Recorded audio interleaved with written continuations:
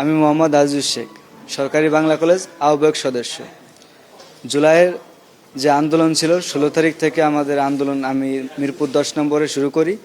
তো ওইখান থেকেই 18 তারিখে আমি গুলিবিদ্ধ হই এবং 34শে জুলাই যখন আমরা অবস্থান করি, তো দুপুর টাইমে ওখানে অনেক গুলাগুলি হইতেছিল, বিকেলেও হইতেছিল।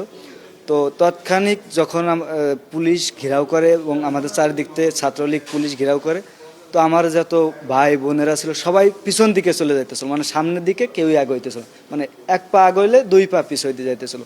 তো ওইখান থেকে আমার মাথায় একটা চিন্তা আসে যে আমি যদি আমার বাংলাদেশের স্বাধীন পতাকা নিয়ে আমি এই ফ্লাইওভারের উপর উঠে দাঁড়াতে পারি, তাহলে হয়তো আমার ভাই এবং আমার বোনেরা, আমার সহযোদ্ধারা আমাকে রেখে চলে যাবে না। তো ওইখান থেকেই আমি তৎক্ষণিক মিরপুর ফ্লাইওভারের উপরে উঠি এবং আমার বাংলাদেশের স্বাধীনতা পতাকা আমি ওইখানে উত্তোলন করে দিই।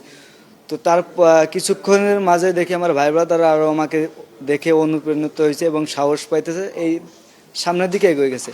এরপরে 18 তারিখে গুলিবিদ্ধ হওয়ার পরে 19শে জুলাই আমি গ্রেপ্তার হই এবং গ্রেপ্তার হওয়ার পরে আমাকে মেট্রো রেল পোড়ানোর যে একটা অপবাদ যেটা দেওয়া হয় আমাদের, যে আমাদের ওইখানে একটা প্যারাগ্রাফ লেখা হয়েছে। তো এখানে আমরা 20 জন ছিলাম, 20 জনের কে আমরা স্বীকারোক্তির দিনে আমাদের 2 দিন যাবত অনেক টর্চার করে। তো এক পর্যায়ে বের হই 23 তারিখ বের হয়ে আমি আবারও আন্দোলনে আসি।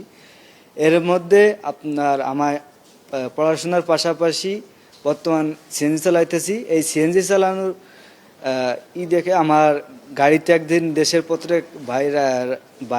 পত্র একটা নিউজ করে, এরপরে এনবিপি, এরপরে 71 টেলিভিশনের নিউজ দেখে অতিরিক্ত প্রেস সচিব আতিকুর রহমান রুমন ভাই দেখেন বিষয়টি, দেখে মাননীয় প্রধানমন্ত্রী জনাব তারেক রহমানকে জানান।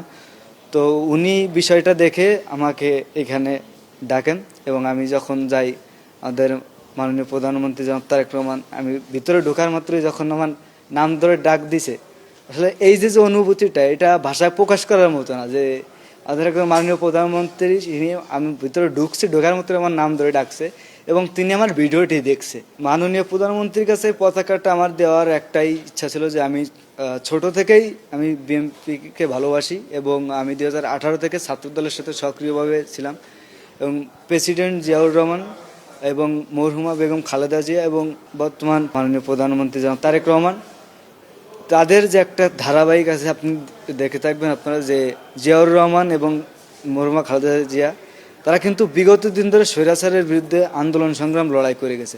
তো ওইখানে কিন্তু আমাদের চেয়ারম্যান স্যার একজন আন্দোলন সংগ্রাম করা।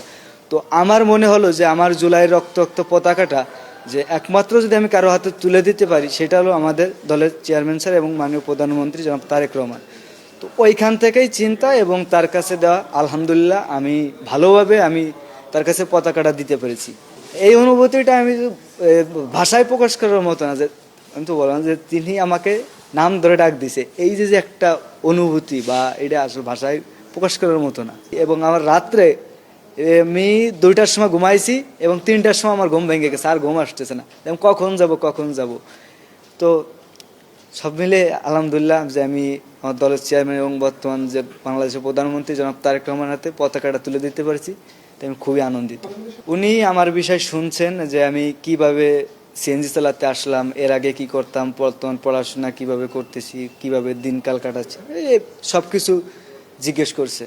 আপনার স্বপ্নগুলো আকাশ ছুবে প্রবাসীর হেলিকপ্টারের মাধ্যমে। বিয়ে, জন্মদিন অথবা যে কোনো বিশেষ প্রয়োজনে হেলিকপ্টার ভাড়া করতে যোগাযোগ করুন স্ক্রিনে দেয়া নাম্বারে। প্রবাসীর হেলিকপ্টার, নিরাপদ ও সাশ্রয়ী বাহনের বিশ্বস্ত নাম।